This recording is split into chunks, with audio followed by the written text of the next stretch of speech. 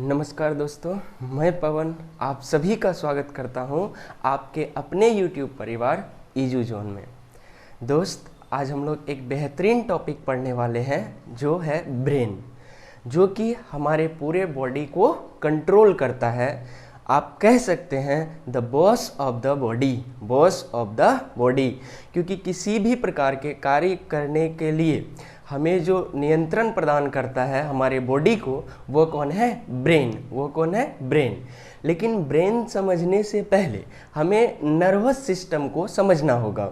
Nervous system, जिसको कि हिंदी में हम लोग तंत्रिका तंत्र कहते हैं। क्या कहते हैं? तंत्रिका तंत्र कहते हैं।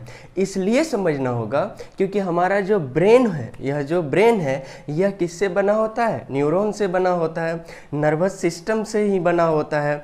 और न्यूरॉन जो होता है वह नर्वस सिस्टम का सबसे छोटा यूनिट होता है। नर्वस सिस्टम क्या होता है, तंत्रिका तंत्र क्या होता है, उसके बारे में समझते हैं। तंत्रिका तंत्र वह तंत्र है जो संदेशों का आदान प्रदान करता है, या जो हमें सोचने और समझने की परख देता है। जो संदेशों का आदान प्रदान करता है या जो सोचने और समझने की परख देता है, वही हमारा क्या है? तंत्रिका तंत्र है। हमारे शरीर में दो ही जगह तंत्रिका तंत्र पाए जाते हैं। एक हमारा मस्तिष्क हो गया और दूसरा हमारा स्पाइनल कोड हो गया, जिसे हिंदी में मेरु रज्जु कहते हैं। स्पाइनल कोड को हिंदी में क्या कहते हैं? मेरु रज्जु कहते हैं। यही दो जगह तंत्रिका तंत्र पाया जाता है। और तंत्रिका तंत्र का सबसे छोटा यूनिट जो होता है वो क्या होता है मेरे भाई? न्यूरॉन होता है। वो क्या होता है? न्यूरॉन होता है। और न्यूरॉन सेल ही मानव शरीर का सबसे लंबा सेल होता है, सबसे लंबा कोशिका होता है। कौन? न्यूरॉन कोशिका। कौन? न्यूरॉन कोशिका। अब आ जाते हैं मस्तिष्क में। किस पे? मस्तिष्क में। देखिए, हिंदी में मस्तिष्क को या ब्रेन के कई सारे नाम हैं। जैसे कोई मस्तिष्क कहेगा, कोई कपार कहेगा, कोई सिर कहेगा, कोई मथा कहेगा। लेकिन आपको अंग्रेजी में एक वर्ड याद रखना है, ब्रेन। क्या याद रख लेना है? ब्रेन। एक ही वर्ड से काम चल जाएगा। अब यह जो ब्रेन है, यह न्यूरॉन से मिल सब करके बना हुआ है। और इस ब्रेन का जो ये ऊपरी हिस्सा है, जिसका सुरक्षा प्रदान करता है क्रेनियम। कौन सुरक्षा प्रदान करता है? क्रेनियम। लेकिन बात यह है, यह जो क्रेनियम है, यह ब्रेन के दो ही पार्ट की रक्षा कर पाता है। एक आपका फोर ब्रेन, जो आगे वाला हिस्सा है, जिसे हिंदी में अग्र मस्तिष्क कहते हैं।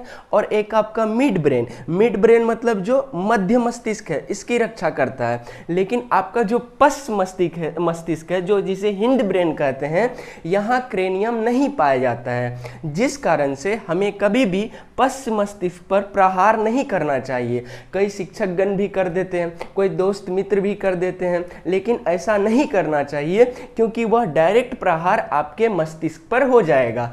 और मस्तिष्क, देखिए, शिक्षक तो कर सकते हैं, लेकिन शिक्षक को शरीर के कई दूसरे पार्ट में मार देना चाहिए या कुछ कर कूट देना चाहिए, क्योंकि शिक्षक को तो भय दिखाना जरूरी है, क्योंकि भय बिना प्रीत नहीं, भय बिना प्रीत नहीं। इसलिए वह मस्तिष्क, यहाँ पश्च मस्तिष्क को छोड़कर कहीं भी प्रहार कर ले, कोई दिक्कत नहीं है। लेकिन पश्च मस्तिष्क में का हमारा क्रेनियम नहीं होता है, क्रेनियम नहीं होता है, जो उसको सुरक्षा प्रदान नहीं कर पाता है। क्रेनियम अस्थि है, जो हमारे अग्र मस्तिष्क और मध्य मस्तिष्क में पाए जाते हैं। लेकिन हमारे जो पश्च मस्तिष्क है, वहाँ क्रेनियम नहीं पाए जाते हैं। अब आपके मन में सवाल होता है, क्या हो गया?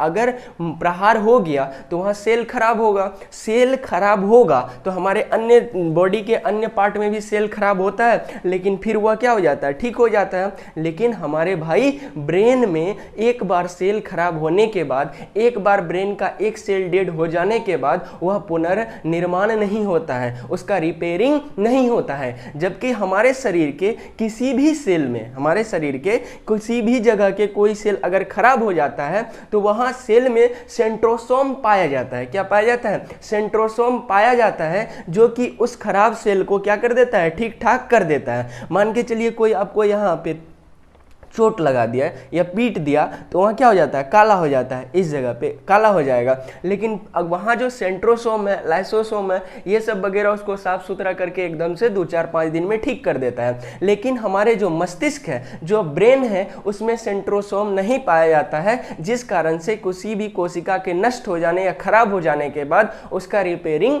नहीं हो पाता है। तो हमें क्या करना है, पश्च मस्तिष्क का अपना देखभाल करना है, क्योंकि वहाँ क्रेनियम नहीं होता है, क्रेनियम नहीं होता है। आइए समझते हैं मस्तिष्क के पार्ट्स के बारे में। ये जो मस्तिष्क होल टोटल बना हुआ है, ये कई पार्ट्स के होते हैं। सबसे पहले इसको 3 भागों में बांटते हैं। कितने भागों में? 3 भागों में। एक आपका फोर ब्रेन हो गया, एक आपका मिड ब्रेन हो गया, और तीसरा आपका हिंड ब्रेन हो गया। फोर ब्रेन को हिंदी में अग्र मस्तिष्क कहते हैं। फोर ब्रेन को हिंदी में अग्र मस्तिष्क कहते हैं, मिड ब्रेन को मध्य मस्तिष्क कहते हैं, और हिंद ब्रेन को पश्च मस्तिष्क कहते हैं।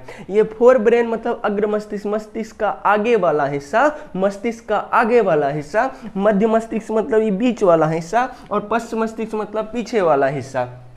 अब यह फोर ब्रेन, यह जो हमारा फोर ब्रेन होता है, या अग्र मस्तिष्क, यह टोटल ब्रेन का 66% होता है। कहने का मतलब ये टोटल ब्रेन का 2/3 होता है। इसका एक पार्ट सेरिब्रम, फोर ब्रेन का 2/3 पार्ट हो जाता है, टोटल ब्रेन का 2/3 पार्ट या 66% हो जाता है। यह फोर ब्रेन का एक पार्ट सेरिब्रम।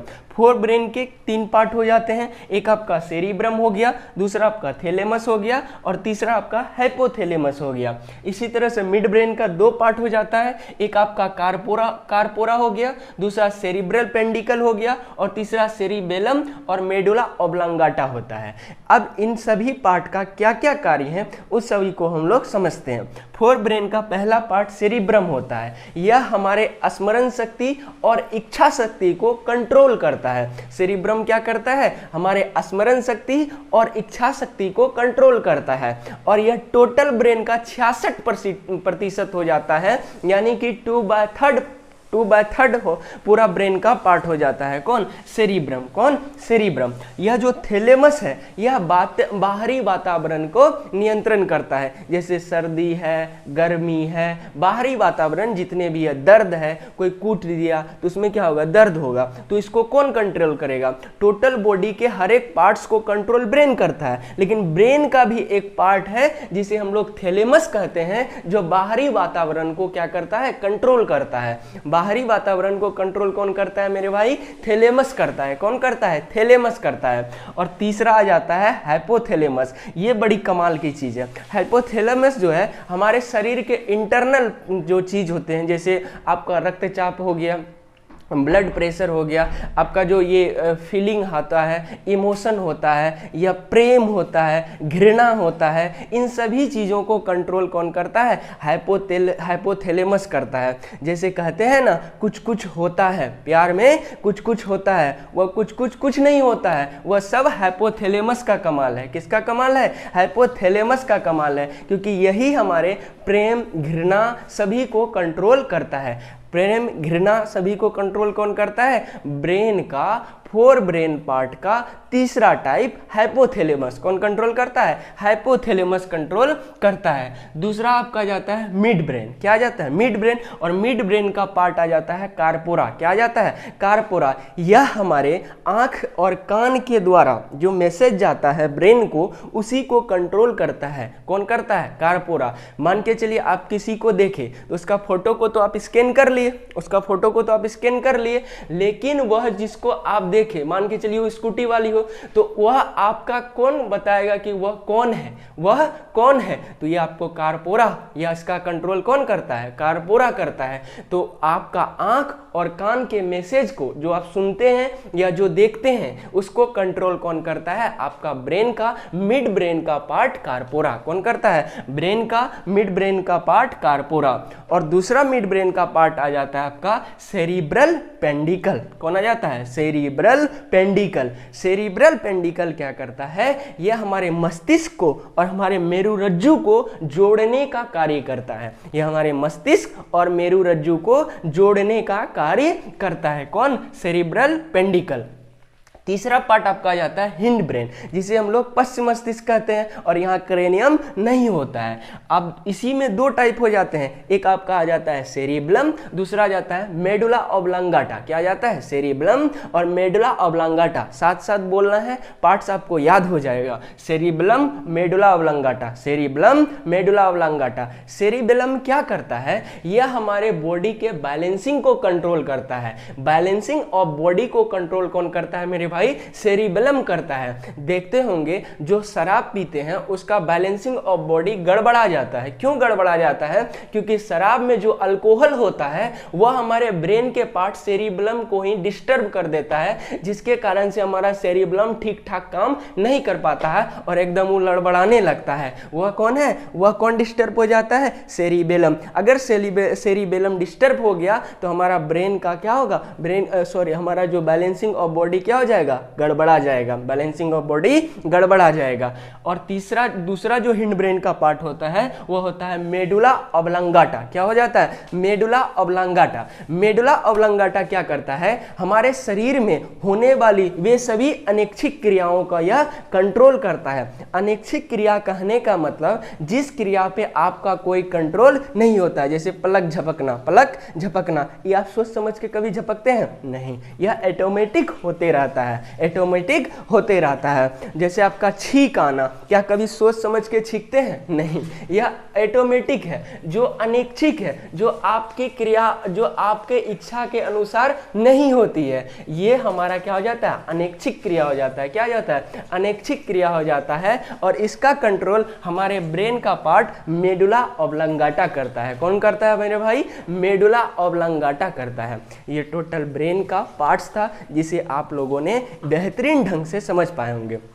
देखिए, अगर आप इसका नोट्स बनाना चाहते हैं तो वीडियो तो कंटिन्यू चलती रहती है, तो उसको आप पॉज कर करके इसका छोटा छोटा मेरे द्वारा जो भाषा कही जाती है उसको आप अपने तरीके से, अपनी सहजता, जो सहज भाषा है उसमें आप लिख सकते हैं और एक शानदार सा नोट प्रिपेयर कर सकते हैं। तो ब्रेन कितने पार्ट का हो गया मेरे भाई? ब्रेन 3 पार्ट का हो गया। एक फोर ब्रेन हो गया, एक मिड ब्रेन हो गया, एक हिंड ब्रेन हो गया। फिर फोर ब्रेन 3 पार्ट हो जाता है, एक आपका सेरिब्रम हो जाता है, एक थैलेमस हो जाता है और दूसरा हाइपोथैलेमस हो जाता है, और दूसरा मिड ब्रेन का 2 पार्ट हो जाता है, कार्पोरा हो जाता है, और कौन हो जाता है? और आपका सेरिब्रल पेंडिकल हो जाता है। और तीसरा पार्ट हिंड ब्रेन का 2 पार्ट हो जाता है, एक आपका सेरिबेलम, दूसरा मेडुला ऑब्लांगाटा हो जाता है। क्या ब्रेन के कोशिका नष्ट हो जाने के बाद या खराब हो जाने के बाद या चोट लग जाने के बाद उसका रिपेयरिंग संभव है? नहीं, उसका रिपेयरिंग संभव नहीं है, क्योंकि वहां ब्रेन में सेंट्रोसोम नहीं पाया जाता है। ब्रेन में सेंट्रोसोम नहीं पाया जाता है, लेकिन शरीर के अन्य भाग में इसका रिपेयरिंग संभव है, इसका रिपेयरिंग संभव है।